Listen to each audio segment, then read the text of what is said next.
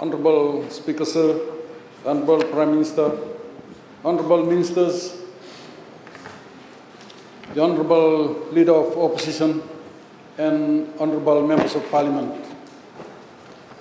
So, I, as the Chairperson of the Standing Committee on Public Accounts, who move the motion, I take this opportunity to speak on the motion on the debate on the review of the Auditor-General's report on compliance audits relating to COVID-19 response.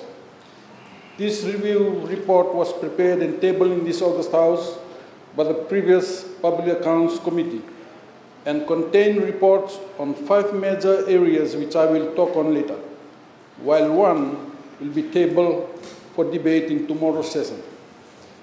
I wish to thank the former Chairperson and members of the previous Public Accounts Committee on this detailed report.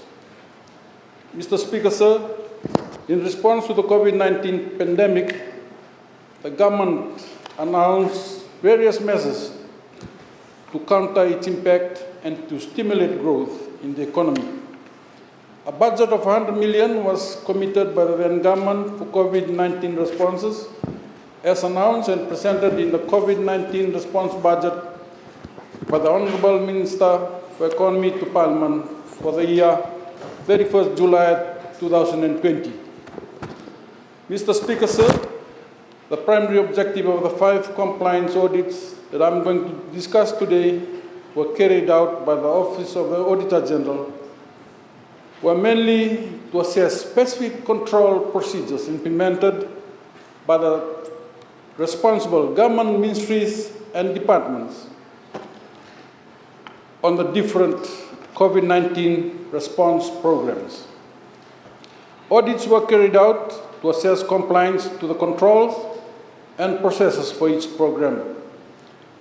So the committee reviewed and consulted the responsible agencies on the issues identified in the following 5 compliance audits. They are: number 1, the implementation of COVID-19 preparedness and response plan, which was looked after by the Ministry of Health and Medical Services. Second, the facilitation of the procurement of biomedical equipment and quarantine accommodation and stock management for COVID-19, which was managed by the Ministry of Health and Medical Services. The third is the management of COVID-19 aid, which was administered by the Ministry of Economy or now Ministry of Finance. The fourth is the administration and facilitation of micro, small and medium enterprises credit guarantee scheme that was handled by the Reserve Bank of Fiji. And the fifth is the management of agricultural assistance, farm response package and home gardening seed packages and improvement of farm genetic, which was coordinated by the Ministry of Agriculture.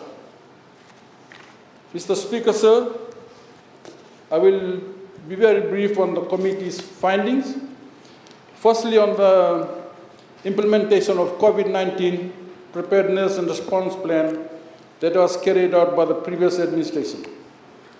Mr. Speaker, sir, significant findings were identified and highlighted. Those are: the Fiji COVID-19 preparedness and response plan was not submitted for cabinet endorsement. Number 2, detailed breakdown of budget approved was not provided, against which actual expenditure could be compared. Expenditures was incurred mostly for operational purposes, such as overtime. Expenditures was not recorded using a reporting framework that enhances the monitoring and evaluation of the plan. On the second plan, Mr. Speaker, sir, on the procurement of biomedical equipment and quarantine accommodation stock management for COVID-19, the committee noted from the audit findings on the following governance issues with the Ministry of Health and Medical Services: absence of SOP procedures to guide the COVID-19 response, absence of a reconciliation process between flight manifest and quarantine accommodation listing, lack of documentary trail between stock cards and evidence of items received. The audit review of the procurement of biomedical equipment noted that all processes and procedures were followed in accordance with the Fiji Procurement Regulation 2010 and Ministry of Health and Medical Services Finance Manual. However, so as at 31st October 22, it was noted that all the procured biomedical equipment were yet to be received by the Ministry. The Ministry can update Parliament on the purchase done and where those biomedical equipments are. Overall, the committee was informed that the incident management team has done really well in terms of procurement of goods and services, given the unprecedented challenges brought about by the pandemic. However, there are opportunities to improve, to enhance accountability of funds allocated and donations received. Thirdly, Mr. Speaker, sir, on the management of COVID-19 aid, the committee was informed that the Office of the Auditor-General is determined that there was general compliance for aid funds with the international agreements, except for condition by DFAT that National Disaster Management Office, or NDMO, to be also allocated funds for COVID-19 response, but this was not actioned. Documented and updated policies and procedures for management of all forms of aid will further improve accountability, monitoring, and reporting of external assistance received. Fourthly, Mr. Speaker, sir, on the micro, small, and medium enterprises credit guarantee schemes, or SME CGS with RBF. Mr. Speaker, sir, to highlight the significant findings identified during the audit, it was noted that the majority of the loans that had been registered since the inception of the scheme were not eligible to be covered, and therefore have not complied with all the requirements of SME CGS Guidelines 2016. A claim of guarantee of around $86,066.57 was approved and paid to the licensed Institution 1 on 27 July 2019, even though the effective interest rate of loan was 14.13%, exceeding the interest rate threshold of 10%. The payments represent 14% of the total approved claims payouts since the inception of the scheme in 2012. The average annual turnover of some of the businesses whose loans were registered for cover under the scheme since inception in 2012 had exceeded the 500,000 threshold. Hence, they do not comply with the SMCGS guidelines. And a total of 1,223 active loans valued at 67.5 million that had been registered for guarantee cover from prior years were deregistered in July 2020, as the effective interest rate was above the 10% threshold. These loans related to LCI-1 and LCI-2 that were reporting the flat rate to the RBF instead of the effective interest rate charge, which was higher than the interest rate threshold set for the scheme. Hence, were deregistered from the scheme.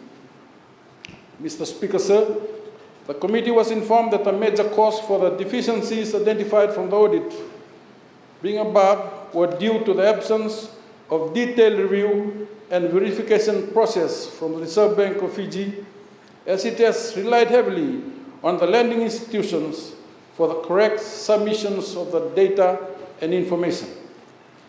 Mr. Speaker, sir, it is worth noting that RBF has taken stringent action against institutions which provided incorrect information to the bank. Lastly, on the management of agricultural assistance, farm response package, home gardening seed packages, and improvement of farm genetic attributes. Mr. Speaker, sir, the Ministry of Agriculture is responsible for the administration and delivery of the COVID-19 agricultural assistance to farmers and individuals meeting the eligibility criteria for those gardening, farm support, and large commercial farming. Sir, the Ministry of Agriculture was allocated $1 million to bolster Fiji food security in the 2019-2020 COVID-19 response budget. The home gardening and farm support assistance constitute as one of the 3 initiatives undertaken to assist in maintaining food security, Mr. Speaker, sir. The objective of the home gardening initiative was to assist the people that were affected by COVID-19 in urban and peri-urban areas through the provision of home gardening and farm support seed and seedling packages.